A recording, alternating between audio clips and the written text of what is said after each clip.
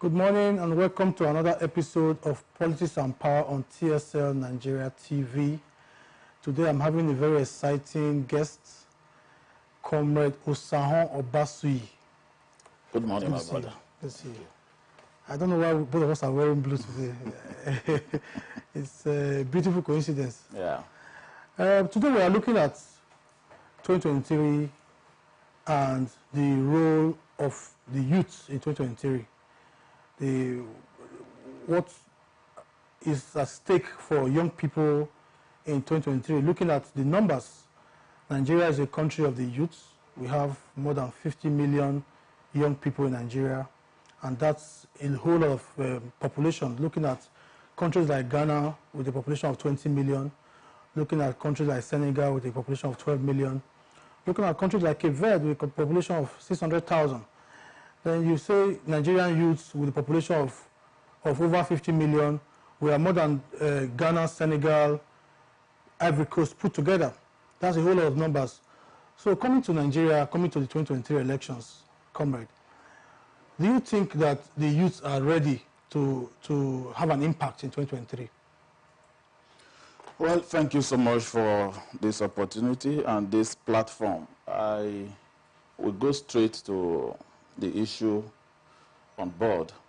I want to categorically say that the youth have a chance, the youths are very ready, and they want to play a front burner role in the 2023 general elections.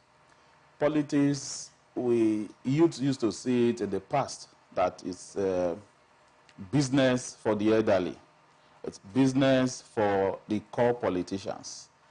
But you know, recent development has also shown that we must be involved in the process. Youths, you know, must be involved directly in the process. They used to be involved indirectly, but very just now, the sensitization, you know, has come to a very high level, and you know, politics is dynamic, it's never stagnant, and the youths are aware now, their role, what they can do to be part of the process and to even be in the front burner in the entire process. Okay, looking at, going back to a little bit of history, you see that young people played instrumental role in our politics before now. Talking about the likes of Muhammadu Buhari, he was head of state maybe in his early 30s. Yes. And Shagari was head of state maybe around, I don't know, maybe around 40s or thereabouts. And then we had Olusegun Obasanjo before, you know, and all of that. And we had young people who were governors, like our own Lucky Benedion was governor at his 40s. Even the SSG at that time, Osahon Yamu, was SSG at his 30s. And but recently we've seen that young people have been gradually pushed aside in terms of the laws in Nigeria, which was not very favorable. I know it has been repaired now, now that you can have young people contesting, but the whole system doesn't favor the young people to emerge as a president. So is there ever a time in the nearest future where we'll see a president in Nigeria who will be 40 years old, or a governor in Nigeria who will be, let's say, 30 years old? Well, I will say very clearly that we are gradually moving there. We are gradually moving there. You know, they say a journey of 1,000 miles will always begin with a step. Yes, you have mentioned, you know, the likes of our past presidents who have held offices in the past at their very early age of 30s, 40s, and then they were very productive. But in the process of recycling themselves in the system, as you can see today, they are no longer productive. They have nothing to bring to the table anymore. That is why you can see that Nigeria economy is in a very bad shape right now, because these persons at the aims of affairs, as we speak today, are no longer productive. They really do not know what to do anymore. In fact, Nigeria is, I don't know, sometimes we begin to think that we don't have hope. But with the recent development, just as you have mentioned, if there will be a place for the youth, like I said, yes, we can see hope. So therefore, there will be place for the youth, and we are very ready, you know, to play our part to ensure that we get to that very position where we can have somebody of about 40 years, as the case may be, 50, you know, administering, you know, Nigeria as a country. Somebody who will still be productive, who will be able, that will have something to bring to the table, somebody who can think very well on, you know, bringing new ideas and all that, and then the country will be able to move in the right direction. As we speak today, very just now, we are in a very bad state. The older generation in Nigeria today will argue that the youths have been given opportunities, but they've not been able to maximize those opportunities. They will mention the current governor of Kogi State. They'll tell you that when he was elected as a governor, he was, I think he was about 40. Yeah, so it's probably he still fall within the spell of a youth. And they will also mention the fact that he probably didn't do so well. I'm not passing a judgment on his administration, but they will tell you that he didn't so well. That is a view, is a general view, or a way it will look if young people are given higher elective opportunities in Nigeria. They will also tell you that the young people also have not done enough to prove that they are capable to lead the country. Do you buy that argument? Well, if I will ask you, what is the percentage of youth at the aims of affair right now as we speak in Nigeria? You know, it is good for us. You know, some persons can be very quick to say, this person didn't do well because, oh, he's a youth, he did not do well. Let us look at the percentage. How many youths are occupying positions right now? We cannot be measuring just one person, talking about the governor of Kogi, that he did not perform, and therefore the youths have not done well. But looking at a very large, you know, the large scenario, yes, Kogi may not have done well. That is not for us to even judge him. Let us bring it down. We know that there are some youths here within us here that we can see that have held positions who are doing very well. Our brother Marcus Onobo, who is the Speaker of Edo State House of Assembly today, has run the affairs of the House of Assembly here in Edo State for about 2 years plus now. And he's doing well. The House of Assembly is productive as we speak today. Our brother Destiny Nabulile, the immediate past chairman of Via Southwest local government, is a young man. He did very well in that local government. So we can go on and on to mention, you know, some persons, very few persons who have, you know, held positions who have done well. So it's not enough to begin to say, oh, youths are not doing well. Let us look the number of youth that have been given, you know, opportunity, you know, to manage an affair of a local government, a state, or any arm of government, and see if they didn't do well. Brother, well, the narrative is gradually changing, just like I said earlier. The youths are ready to play their role. They are very ready to be part of the system, and they are even ready to take over, even as we speak. But this cannot happen in one day. It's a matter of time. You know, we are progressing gradually, and it will get there where we'll be very bold and hit our chest again to say, yes, Nigeria is working. Okay, in 2020, we witnessed the End SARS movement.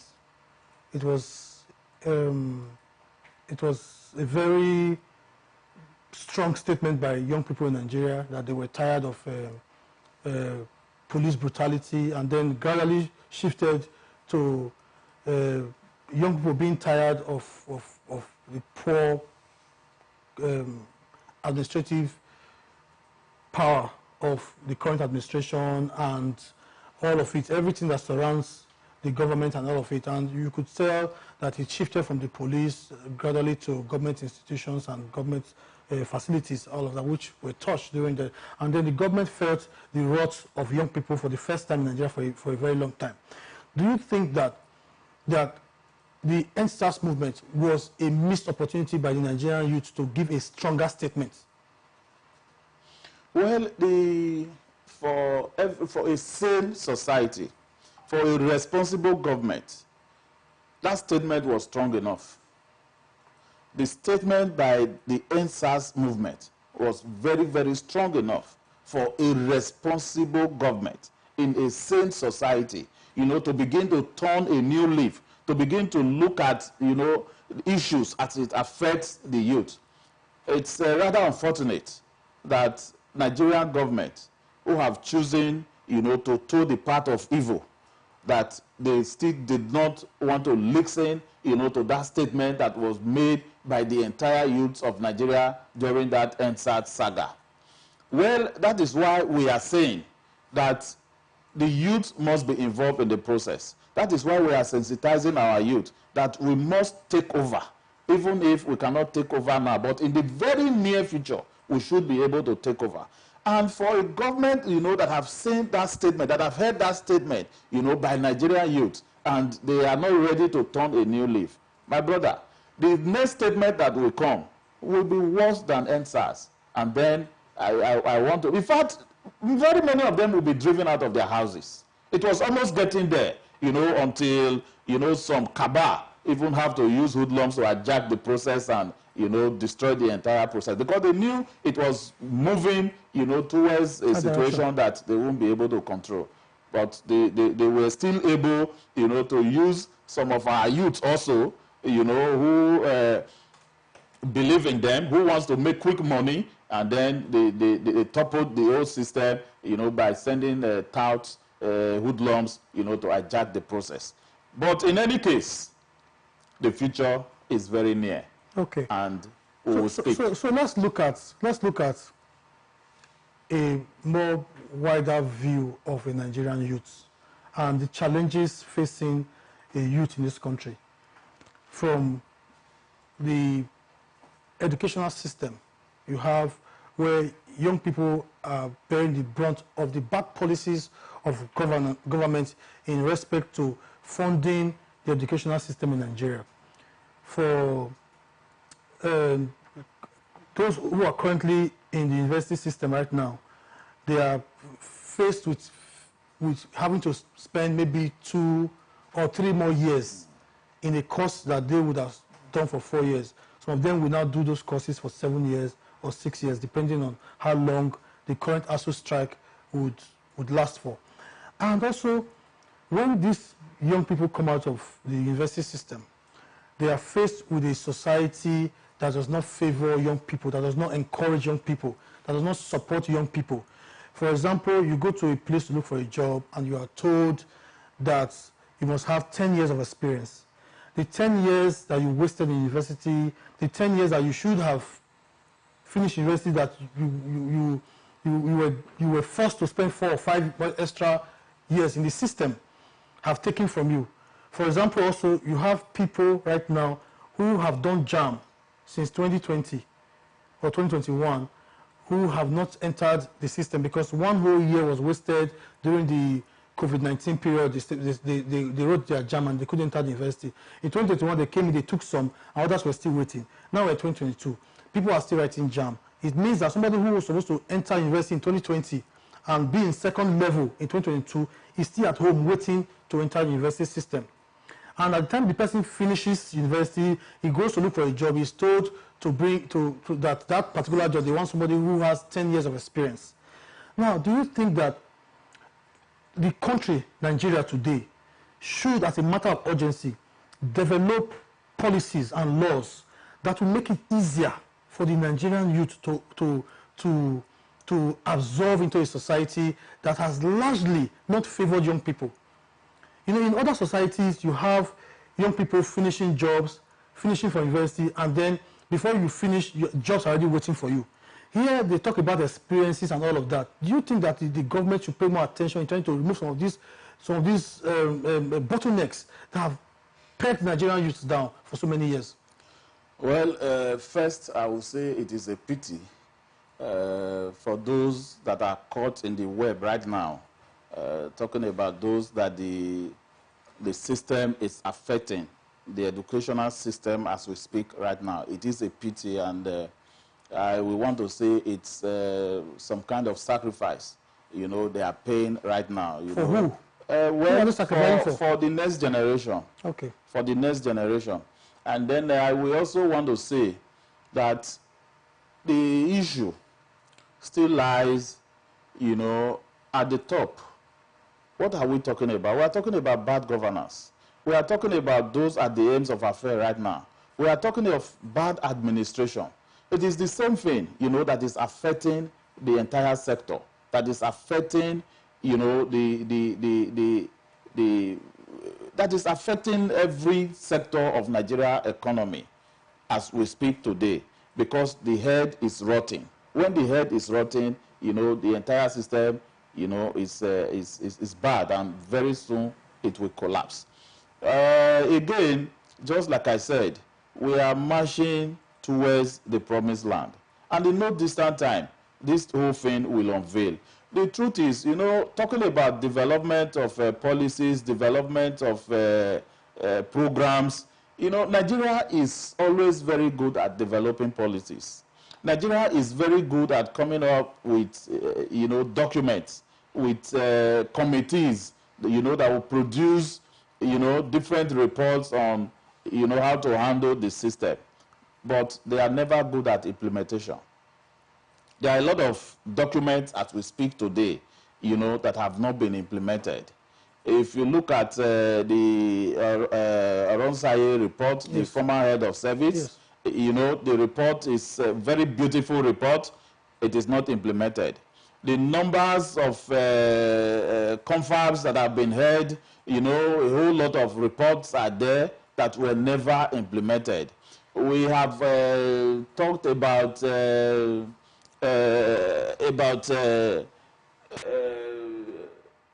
power devolution in this country for so many years. There is no implementation. So that is the problem that is eating Nigeria as we speak today. Implementation. Implementation.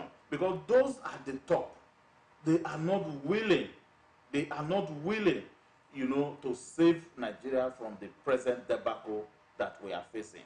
We will just have to encourage, you know, especially those in the educational system right now, to relax, stay put. It's part of sacrifice we are paying, you know, for the new Nigeria that we are hoping for. By the grace of God, in no distant time, you know, they say at the end of the tunnel, we will always see light. In no distant time, we will be out of the tunnel, and then the light will show for all of us. Okay. You know, I think we'll go back to the numbers again, and we'll look at it in retrospect. You see, you have the young people in Nigeria having maybe around 30-something to 40% of the population of Nigeria. About 70%. Okay, I'm just talking about those within the age of 18 to probably 30 or 40, thereabout. 70%. Yeah, okay. So, and you have this very large army of young people, very large army of young people who are productive, who have the energy to turn Nigeria into the true giant of Africa. But because the system over the years have not realized or developed the programs to engage these people. Imagine if Nigeria, you have 40 million people, 40 million young people in Nigeria today who are currently unemployed, or around 10-something million people who are currently unemployed, young people who are currently employed. You have them gainfully employed. I'm not just talking about employments of 10 to or 20,000, gainfully employed, producing stuff for Nigeria. Look at how China was some few years ago. Look at how they've used their population as an advantage in terms of producing for themselves.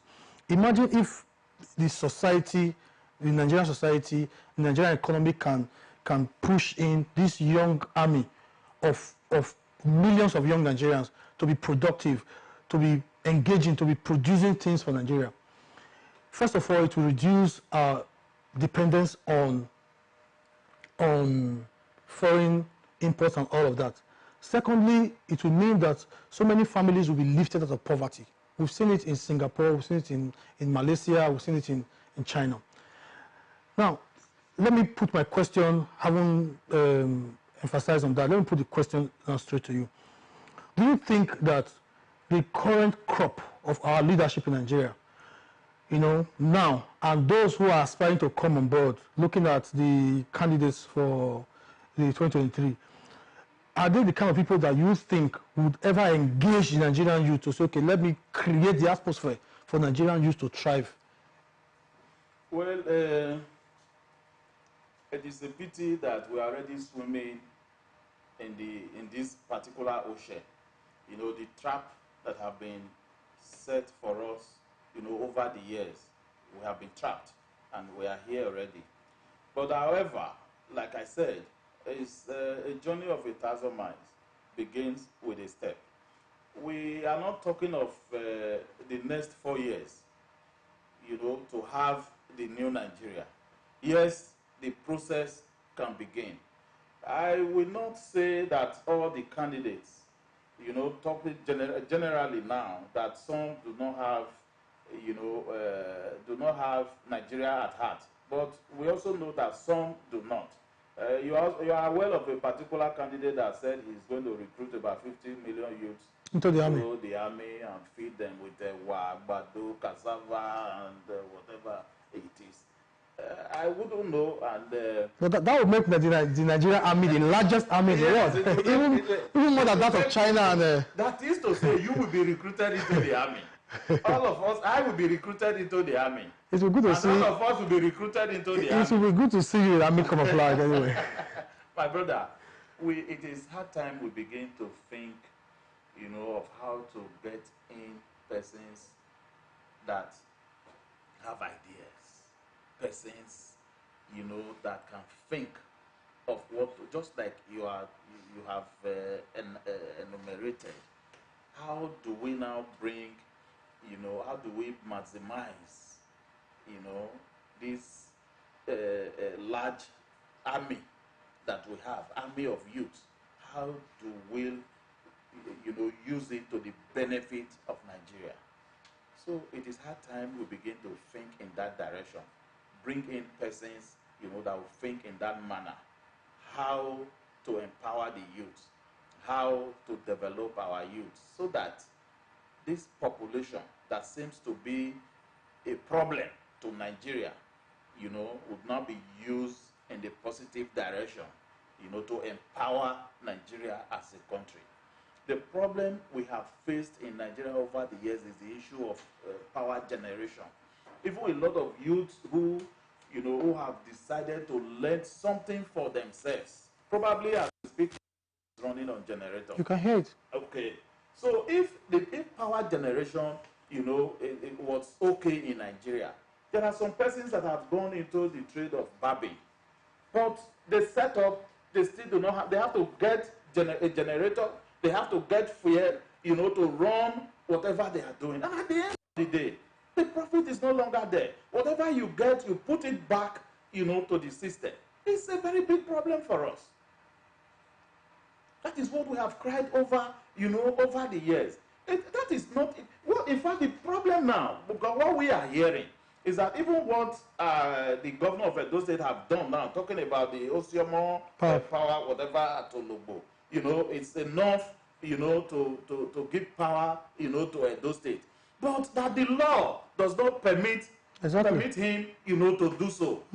Is that not archaic? What are we talking about? And people are looking for this. People are everywhere looking for this power to use. And power is wasted somewhere because of a particular law, that is the 1944 law, that is on ground. What are we talking about? We should begin to think, of how to redirect the Nigeria economy. It's very important for us. Okay, let me, because we are almost out of time, let me quickly take you on this final question. In the 70s and in the 60s, the crop of Nigerians who were going to school then, they had free education, they had free meal in the schools, the hostel was free, most times transportation to school, particularly those who were at University of Ibadan then. If you were going from Edo to Ibadan, transportation was free also for them. Even those going to school within the secondary school level and all of that, they were all enjoying free education.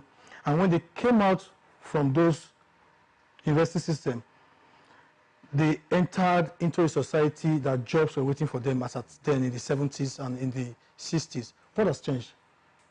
A lot has changed. Those are the aims of affairs has changed. The system itself has changed. The population has increased. So a lot has changed. So it's not feasible anymore to have a free education for young people in Nigeria It might be feasible, but with the right thinking person at the end of affairs. Not as we speak right now. Not for somebody who can no longer manage his own family of about 5, 6, 7 persons. Talking about managing 200 million persons, of 200 million plus. That is a problem in itself. That is why we need to begin to think in the right direction. We need to be involved in the process so that we can bring in persons, that will give us the new Nigeria of our dream. That is what we are looking at. If the process, what happened in the past is still happening now, that people can get free education, you graduate from school, a job is already waiting somewhere, people can still get scholarship from government, to go to school and all that, Nigerians will not be crying. But today we are crying because a whole lot has changed.